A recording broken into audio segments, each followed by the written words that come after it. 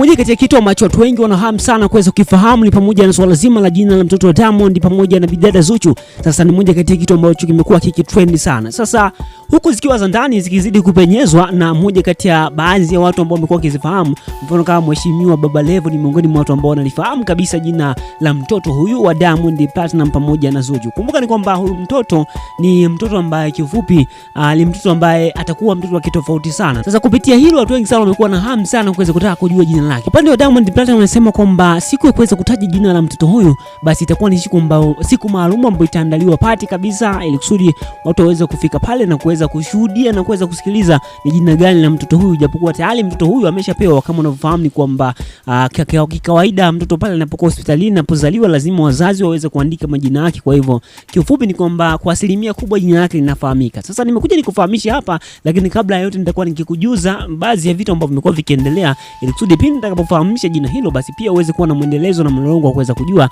ni kipi hasa ambacho kinachoendelea. Sasa moja kati ya interview ambazo zimekuwa zikifanywa hasa kwa upande mzima wa ndugu upande wa Diamond Platinum pamoja kama kina Esma Platinum, lakini pia ndugu wa upande wa Diamond Platinum, hii inamaanisha kwamba pia akiwemo Mama Dangote. Sasa walipendekeza wao kwa upande wao binafsi kwamba jina la mtoto aweze kupewa jina la mama yake na Diamond Platinum, kwa sababu ukiangalia katika watoto wake wote wa Diamond Platinum hakuna ambaye amelibeba hilo jina. Kwa hivyo wanataka this time jina la mtoto wa Diamond Platinum ambaye yupo na bidada Zuchu basi moja kwa moja aweze kuitwa kwa upande wa jina la mama yake na Diamond Platinum, ambapo moja kwa moja jina la mama yake na Diamond Platinum anaitwa Sanula, ni moja kati ya jina ambalo lipo, lakini pia mara nyingi huwa wanapenda kuita kama Sandra, lakini pia hivyo. Kwa hivyo moja kwa moja jina ambalo tunalitegemea kabisa kwa mujibu wa taarifa kutoka kwa ndugu wa Diamond Platinum basi ndio hilo hapo, kwamba atakwenda kupewa jina la mama yake na Diamond Platinum, ndio jina ambalo huyo mtoto alizaliwa basi atapewa jina. Sasa kwa upande wako binafsi ni kwamba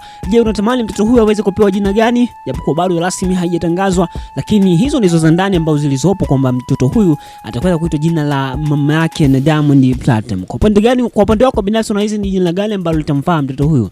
Jiulize kwenye comment, afu hakikisha unabonyeza neno subscribe.